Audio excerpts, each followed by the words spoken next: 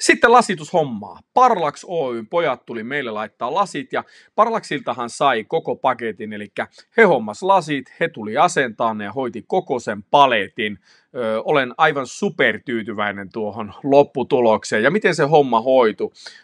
Pojilla ei kauan siinä mennyt, ne laitteli ensin tuon lasitetun terassin tuosta ympäri ja sen jälkeen sitten tuommoinen tolpaton lasikaide kiertämään tuon päärakennuksen terassin. Se on aivan superhyvän näköistä kamaa. Onneksi valittiin se tuohon ja voin kyllä lämpimästi suositella Parlaxin palveluja. Kaikki onnistui tosi kätevästi ja lopputulos oli kyllä aivan todella upean näköistä.